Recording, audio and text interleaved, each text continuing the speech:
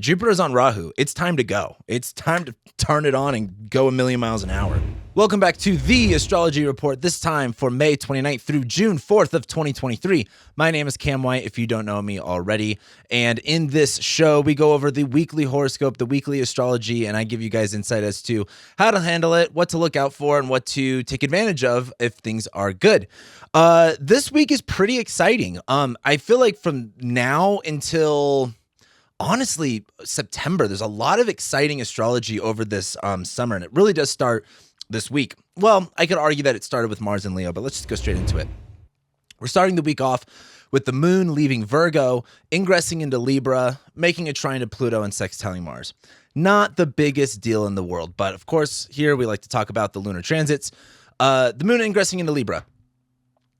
Something I talk a lot about is feeling at peace, feeling at harmony, connecting with relationships, connecting on one-on-one relationships, feeling a little bit more focused on like things like justice or things like, again, like balance. Like those are all just very, what's the word I'm looking for? Basic characteristics of Libra. But when the moon's there, our emotions, our body are really tied to whatever zodiac sign that it's into. But the moon is going to make a trine to Pluto. And this is the thing that I like. There's something with Pluto being in Aquarius. And again, it's about to go back into Capricorn, which we'll be talking about at the end of this video. But as Pluto's still in Aquarius, there's a lot of power and there's a lot of transformation that is happening on a societal level. There's a lot of changes happening as far as society goes for the next 20 years. And I don't want to harp too much on just like a moon-Pluto aspect, but what's nice about these moon and Libra trining Pluto is like there's power in that connection. There's power in relating to people and extending the olive branch and things like that. So that's pretty nice. But the other thing is the moon's going to be making a sextile to Mars. It's kind of, I talked a little bit about last week about like gassing yourself up, feeling confident. And I feel like the moon and Libra making that sextile to Mars is, you know, having those connections and having those relationships that provide that confidence, that provide that power, that provide just feeling good. So I really like Monday's astrology. There's not much going on besides that. And that brings us to Tuesday. Nothing is going on Tuesday. You have the day off. But of course, I'm not going to leave you hanging. Let's talk a little bit about why there's nothing going on. There's nothing going on because the moon, yes, it's making a trine to the sun, probably really late Monday going into Tuesday morning. But that's really it. Like, when the moon is just hanging out, and the moon is not void, the moon still has a square to Venus to make on Wednesday. So it's not void yet. It's a really, really, really, really, really wide square to Venus. So it will be technically applying to Venus, but it's not that crazy. I think Tuesday's very chill. I think Tuesday's very relaxed. Sure, the moon isn't aspecting anything, but it will be applying to a contact with Venus. So if anything, that's nice. I look at this as Tuesday's an excellent day to just kind of, I don't want to say check out, but if you watch astrology videos or you consume astrology content and you're always looking for like, oh, you know, I want to do this, but this event's going on and well, that's going to throw my energy off or this is going to happen. Like Tuesday, I wouldn't expect a lot to happen. I think Tuesday is going to be a good day to just kind of check out. And when I say check out, it's just like not worry about the outside circumstances. Just kind of take a breath, kind of relax a little bit. Moon in Libra, you know, don't lean too hard on one side of the scale or the other. Try to have some balance in whatever it is that you're doing. You know, if you have daily habits and routines that are very productive, just do that for the day. You know, you don't need to go hard. You don't need to go ham, any of that stuff. So Tuesday's very chill. Then we get to Wednesday. Wednesday, the moon will make a square to Venus. And then afterwards, the moon will ingress into Scorpio. It's going to square Pluto, go opposite Jupiter. Wednesday's got a lot going on, but the other thing is Mercury leaves shadow on Wednesday. So most of you have probably watched my Mercury retrograde in Taurus video, and this is the final goodbye of all of the stuff that we've been rethinking or that we've had delays on. We have now got it all wrapped up, and we are finally moving forward. But as this is happening, as Mercury is leaving shadow, the moon will make that square to Venus. Squares aren't always bad, and the moon and Venus have mutual reception here. Mutual reception is when when two planets are in each other's signs. I like to joke of it as like wife swap. And if you ever watched that show is really funny. There's wife swap episodes where it doesn't go well, and there's other episodes where it goes surprisingly well. This is like one of the more surprisingly well episodes. Venus is in the sign of the moon is in the sign of Venus. What are moon and Venus things? Moon's going to be, emotions, the body, our senses, feeling good. Venus is very similar, but Venus is more like enjoyment and pleasure and connecting and relating. They're both very feminine. They are the feminine planets. And so with these two making an aspect to each other, they're making a square, but a square in this case this is why I use the wife swap analogy. It's just like being in someone else's shoes and having more respect for it, but also kind of enjoying it.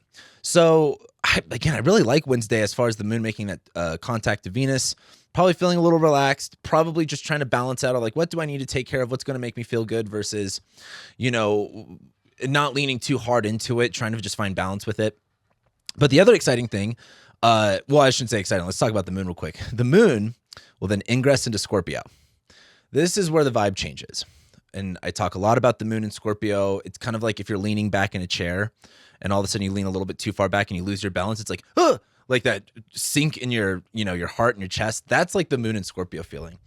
So Wednesday will feel good for a little bit, but then going into Wednesday afternoon and evening, there might be this kind of, fear, this uncomfortability, this just even like emotional, rage, resentment.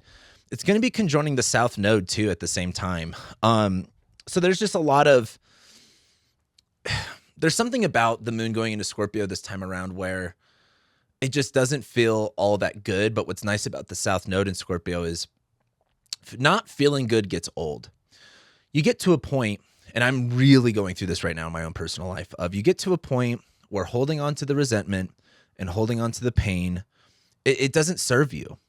It can narrate your story and it can make you feel, righteous, but it doesn't help you and it doesn't help them, especially like people who have wronged you. Like you can tell yourself that story and you can, be right all you want, but is it going to progress you forward? Like I've been holding on to, over this past couple of weeks, I've been really reflecting on how much I'm still holding on to past events that have happened to me and how I still have this resentment or this, this pain there. And I've been really shifting my tune to like, I got to get over that. I've got to forgive, those people for how I was treated, for what I went through. And I got to forgive myself for, going through that. And that moon in Scorpio it gets old. It gets really old being bitter. It gets really old having resentment, and it just doesn't work.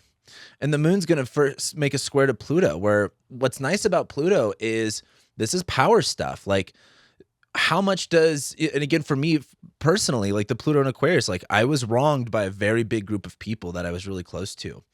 And it's allowed me to see how much I've let other people's opinions dictate my own emotions.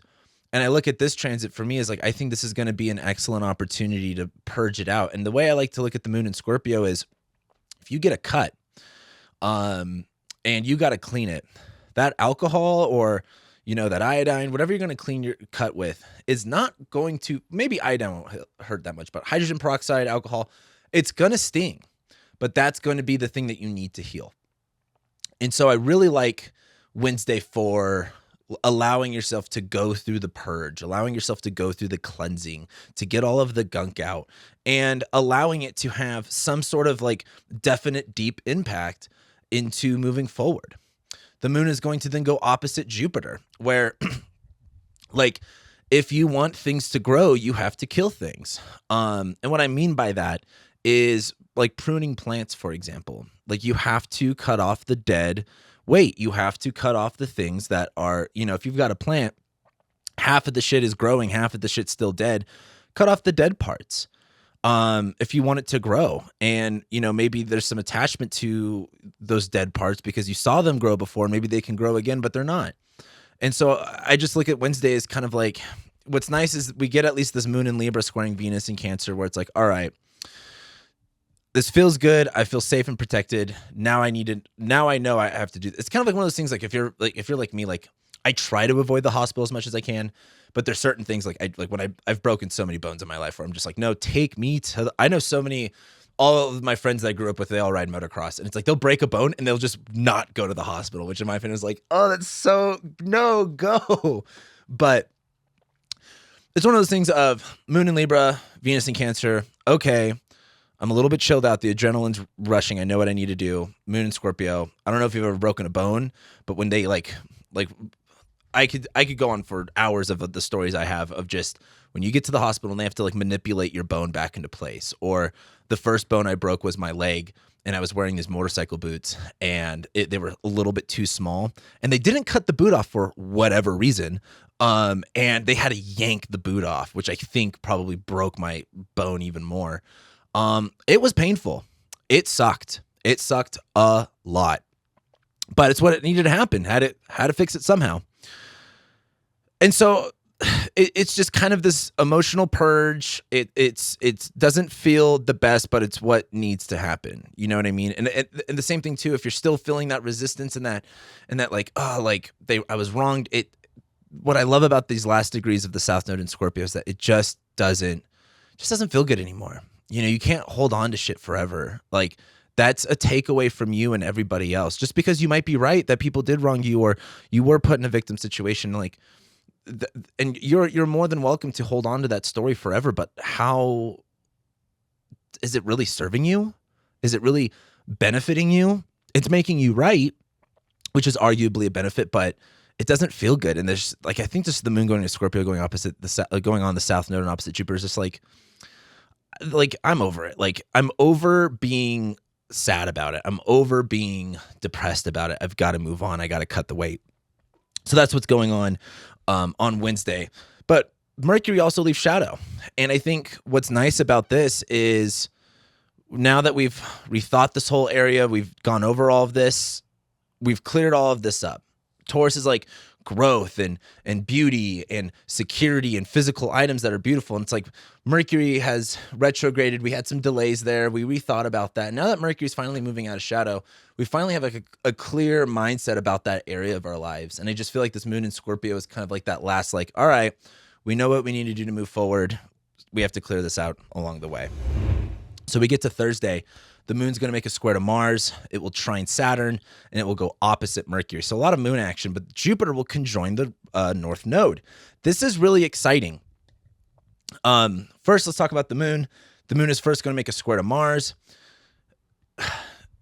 Mars in Leo wants to be right, and that moon in Scorpio squaring Mars is like, hey, sometimes like you're wrong. It doesn't feel good to be wrong. It doesn't feel good. Well, or it doesn't feel good to know that you're doing the wrong thing. Like, for example, going back to like the victim story that we were talking about a second ago, you can be right. You were victimized. You were put in this situation. But again, does it help you? And you might have to hurt your ego a little bit and say, you know what? Like, sure, I might have been wrong, but this isn't helping me. And it's going to kind of, it's like a dog with its tail between its legs. Like, it's not going to feel good for a second. But the moon's going to trine Saturn. Okay. Like, this is constructive. This is good. This is what we need to do the internal work. And then it's going to go opposite Mercury for the rest of the day. And I think as the moon goes opposite Mercury, there's this kind of looking at it the benefit of the doubt, looking at, all right, if this is where I want things to grow, this is the deep-seated work. Like, again, before you see the plants grow above the soil, they dig their roots in more. And I look at this moon in Scorpio transit as like, if you want to grow on the top, you've got to have those solid roots. Speaking of roots, this is when Jupiter conjoins Rahu. This is turning up the dial to 11. Whatever Jupiter's got going on in your life, like, it's going to the extreme. And it's like when the sun's shining, you got to make hay. This is, again, wherever Jupiter is at in your life, this is going to be the time to really, really, really take advantage of it. Like, don't waste this opportunity. Don't waste this moment. When it comes to Jupiter and Taurus, again, like slow growth. If like it takes a while for plants to grow into, fruit and stuff like that. This is one of those things of like, don't just plant one or two fruits, or don't just plant one or two crops. Go crazy with it. It's funny. Jupiter technically actually rules semen. And I look at Jupiter conjoined Rahu, who's like, spread your seed. I know that's a little inappropriate, but like, you could just look at that in so many different ways. Like, if you have like a goal of where you want to be next year, plant the seed now and plant a lot of those seeds, because they will grow into something. And maybe not all of them do grow, but it's all a numbers game at this point. The more that you plant, the more that will grow. If you're only planting one or two things, well, one of those things might die. So then you only have one. That's the way I look at Jupiter conjoining Rahu. This is kind of like, airing up a tire, and it kind of gets, it's like if you, I can't even think of a good analogy. It's just like blowing up maybe a balloon and then it goes like whoosh. You're like, whoa, this is way more than I was anticipating. But it's Jupiter. It's good. And I don't want to say just good. It could be a lot. It could kind of blow up in your face. I feel like that would have been the Mars square Jupiter thing. But this, in my opinion, this seems good. Okay? Just trust me when I say that and just take advantage of it. Then we get to Friday. On Friday, the moon will then go opposite Uranus. It will trine Venus and Neptune. Venus will trine Neptune. Then the moon will enter Sagittarius and make a sextile to Pluto. Quite a bit going on Friday. Again, it's not the craziest thing ever, but let's go ahead and discuss it anyway. Moon's going to go opposite Uranus. So there is going to be some, call before you dig. I've used this analogy a couple years ago, maybe even last year. But it's like if you're going to dig a hole, you're going to want to know if there's a gas line down there in case you blow something up. And when you're doing that deep work, sometimes you touch on something that you didn't know was there. Like I was watching a Chris D'Elia. I saw a Chris D'Elia reel. And if you know comedy, you know the Chris D'Elia thing and how he was canceled, all the bad shit around him. And he just had this funny joke that was like just on my Instagram. We're like, I don't really listen to him anymore, but he was like talking to his therapist, and she was like, "Why do you have to make a joke about everything?" He's like, the therapist is something along the lines of like, "Oh, why can't you take anything serious?" He's like, "Because I just want to joke. I just want to have fun." She's like, "Well, why do you want to joke and have fun?" He's like, "Because you're like everything sucks." And she's like, "Well, then why is everything sucks?" He's like, "Because and then it just got deeper and deeper, and his voice just got like quieter and quieter, and it was so funny, but. The moon in Scorpio going opposite Uranus is like that deeper work that you do. You might touch on some sensitive things, and that's good. But on Friday, just know you might touch some sensitive things down below that you've repressed. It's like if you've just repressed things on and on and on and on forever, you may not even realize what you've got down there. And then you start doing a little bit of the work and you go, oh, that's what I was hiding. Oh, that's what I don't want to feel.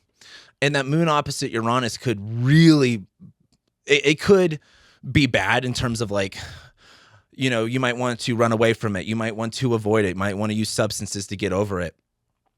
I would highly recommend using this. Again, if you can't, it's fine. We're all on our own paths. We're all on our own process here, right? But I would allow this to just not let yourself, I don't want to say not be sensitive, but don't emotionally outburst. Like you're going to touch something down below and it's going to make you pop off, but it's opposite Uranus. It's kind of like a breakdown or breakthrough opportunity. You could break down and really lose it and spiral, or you can use it as a breakthrough opportunity because it's like, wow, I hit that point. Now I can think about that clearer, and maybe now I could do something different with it. The moon's going to trine Venus and Neptune. So there's a lot of tender care here. There's a lot of, the only thing I don't like about the moon trining Neptune is it's really easy for us to like just spiral, like, oh my gosh, my emotions and childhood was so bad. And oh my God, it's just fear porn and going in a circle. Try not to do that. But what I like is that the moon's going to be contacting Venus as Venus is trining Neptune. Venus is in Cancer. Venus is about love, connection, enjoyment and pleasure. She's in Cancer. So nurturing and feeling safe and protected, and it's trining Neptune. There's such a great opportunity here to do all of this in a safe space and also know that you're doing that deeper work. But there's a lot of triggers that could make it really sensitive. And so I think it's an excellent day to get down to the roots and to kind of purge something up that you didn't know was down there. But if you allow yourself to contact that and work with it, let go of it, do whatever it is you got to do with it, I think it's a very safe time to do it. But if you're not prepared for that, it's going to be kind of easy to like, oh, I didn't know that was there. Got to avoid that. Got to run away. Got to do my drugs, whatever that is. So just try to work through it. Okay. I think Fridays, it's going to be turbulent, but it's a very safe space to do it. Then later on that night, the moon's going to enter Sagittarius, sextile Pluto. What I love about the moon going into Sagittarius is there is a sense of freedom, a sense of exploration. And it's kind of like, well, if you want to enjoy this moon in Sag, you got to go through the moon in Scorpio work. It's kind of like I got called to jury duty a couple weeks ago. Luckily I didn't have to go, but all I thought about was like, okay, if I have to go to jury duty, I don't care. Guilty, not guilty, get me out of there. And Scorpio, it's like, okay, well, sometimes I'm going to have to derive, all right, was this guy guilty or was she guilty or whatever was going on. The moon in Scorpio is you're going to have to sit in it and sit in it. Like, let yourself sit in it, because once you get through it and you work through it, that sense of release will be way better. And you don't want to use this as escapism. Like the Scorpio Sag stuff is Scorpio's like, oh my God, this is bad. Let me run away. Let me escape. Let me avoid.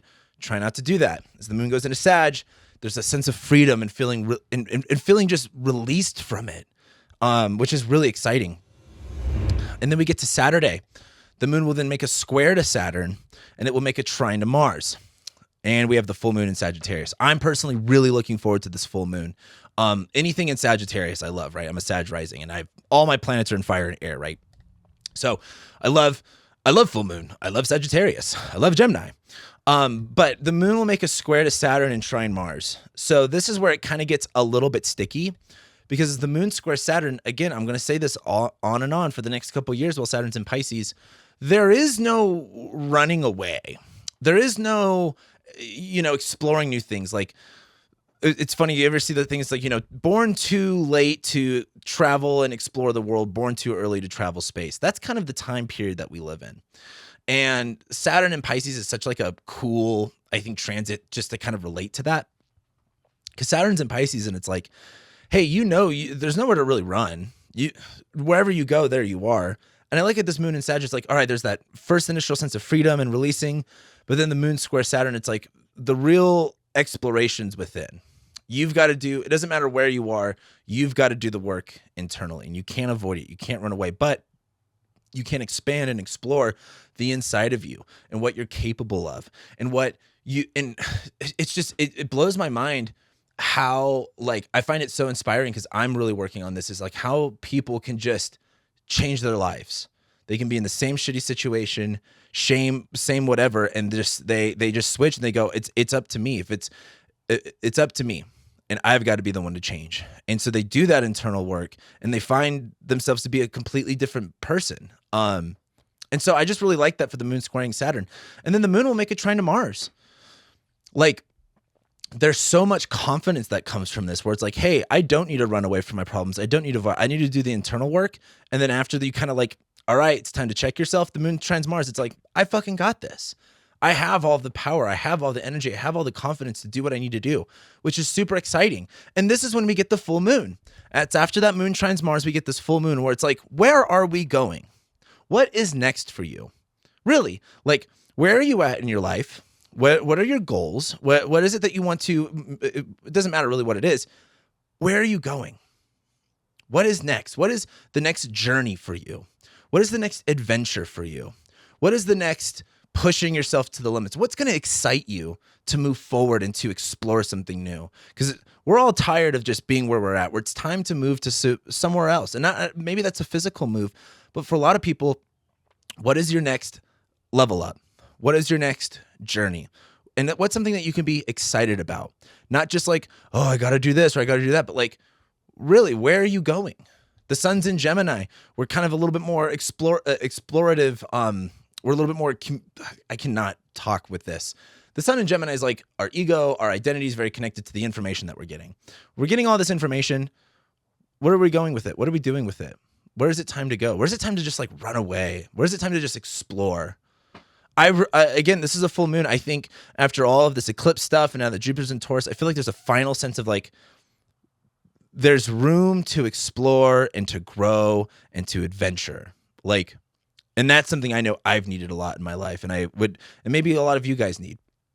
But this full moon in Sag, the question is, where are you going next? What do you want to do? Not where do you have to go next? Where do you want to go next? Because this is ruled by Jupiter. Jupiter's on Rahu. It's time to go. It's time to turn it on and go 1,000,000 miles an hour. We get into Sunday. Mercury conjoins Uranus, and the moon will square Neptune. What's cool about Mercury conjoining Uranus is there's a lot of mental breakthroughs that happen. It's maybe a little bit mentally unstable. The word that I've been seeing on Instagram lately that I think is so funny, delulu, might be a little delulu. That's slang for delusional. But Mercury conjoining Uranus is very breakthrough, very like having sharp wit, just seeing things clearly. The moon is squaring Neptune, so that's the a little bit of a delulu part, but the moon in Sag squaring Neptune is you don't need to know how to get there. Like you really don't. You just have to kind of go. Like something I always think of things. I have part of me wants to do stand-up comedy, but I probably will never do it. But like if you've ever been hiking in did I say this? Maybe I'm having like a thing right now, or maybe I feel like I said this in a dream. My dreams have been wild lately.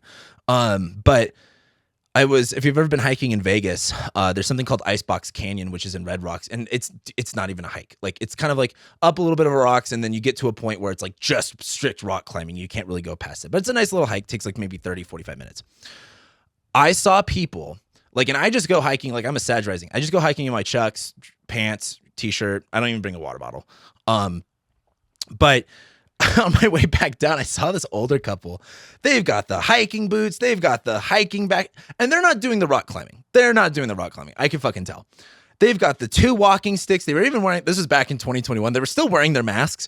And it was just like, you don't need any of that shit to go on this path. Like, it's just a fucking trail. It's super easy. Like maybe if you're older, a walking stick, but just the loadout that these motherfuckers had for this very basic hike was just, it blew my mind. And that's kind of besides the point. I just wanted to share that. But the moon in Sag squaring Neptune is, you don't really have to know what the path looks like. You know, whether it's starting a business or starting a relationship or moving, you don't got to know what everything's going to look like. You just kind of have to go. You could plan for a trip. Let's say you're doing a trip across America. You can plan for that trip all you want. But maybe the weather changes. Maybe there's a road closed and maybe you have to go off the path. It's just about going though. And I like that for the moon. I really like the moon in Sag squaring Neptune and Pisces. I think it's a lot of it. Like, I think if you are just envisioning and dreaming how amazing and great everything's going to be on the other side, I think you're also a little delulu. But the other thing is there's a part of that that's motivating to get where you need to go. Don't be afraid to dream, but don't have these harsh expectations that will be easy to not live up to and disappoint yourself. Make the journey the adventure, if that makes sense. And Mercury conjoining Uranus, there's this kind of mental breakthrough. There's this level of just things kind of clicking and having this jolt of lightning hit your brain that it's in Taurus. Like, what do you value? What feels secure? What feels good? It's a really cool energy, in my opinion. And then we get to next week. Venus is going to ingress into Leo. Venus will be in Leo from June, July, August, September, and October. We got 5 months of hot girl summer. That's Venus in Leo. Mercury's going to sextile Neptune. Not a big deal, but it's still a highlight. Mercury's going to enter Gemini. Finally, we get some clarity on communication. Venus will square Jupiter, which this is interesting because this will be a thing that we experience over the Venus retrograde, and I'll be talking about it in a Venus retrograde video I'm going to be making.